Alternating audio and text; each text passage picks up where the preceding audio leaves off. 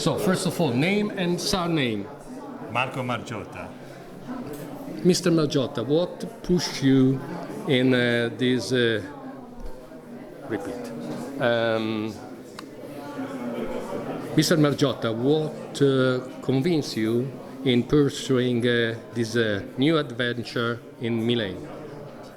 I mean, very fortunate opportunity, to be honest with you. Hockey club in Milan, hockey in Milan is something that, I've seen in the past. We've seen teams come in and out, but it's clear to us sustainable business models is really what it needs. With the very fortunate network we have and the resources we have available to us, we think it's an amazing opportunity to bring hockey back to Milano, especially with the excitement of the Olympics that just happened, the support of Andrea Jos and the Ice Hockey Federation, as well as the city itself with Beppe Sale and all the other people, including Fierro, that has helped us. It creates the foundation that's needed to hopefully create a long-term sustainable future with inclusiveness of the youth development. So super excited about that. If I'm correct, you are from Canada, from Toronto, and so you are grown in ice hockey, and so it is something that you have in your veins since your childhood. Yeah, tutte e due. My blood is Italian, which makes this extra special, and I obviously grew up watching a lot of hockey coming from Canada. So bringing these two things together is just an opportunity of a lifetime, really.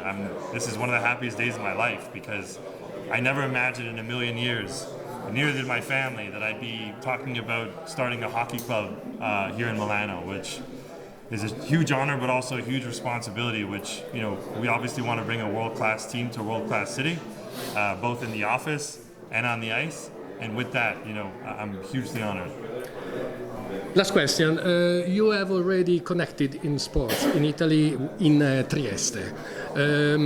Which is your judge about Triestina situation? Do you see some similarities between the two teams in the sense that they are two growing situations? Milano from zero. Trieste is growing from a critical situation. They are different, they are similar. Which are the connection between the two situations? I'll tell you the similarities. The similarities are, if we get it right in both scenarios, they could be massive opportunities for us. However, they're completely different, not just from a sport perspective. The sport perspective highlights how different they are. I mean, Triestina needs to get back to zero because it's starting way from the bottom.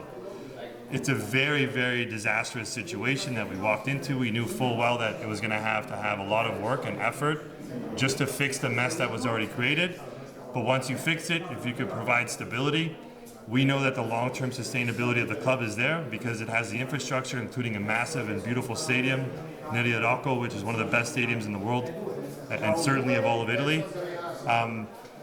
But it needs a lot of fixing just to get it to a ground level, which that brings me to Milano Hockey Club. We're at a ground floor, and we're starting from scratch. So the good thing is we're starting from the beginning.